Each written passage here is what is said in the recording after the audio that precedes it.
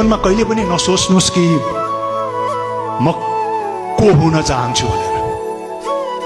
हरेक व्यक्तिले म को हो मा बढ्ता ध्यान दिन्छ। म कलाकारले म को हो थाहा छ, म कलाकार हो, म सुपरस्टार हो। डक्टरले के भन्छ, म को हो थाहा छ, म डक्टर हो। पोलिटिशियनले के थाहा छ, म पोलिटिशियन हो, म मन्त्री हो।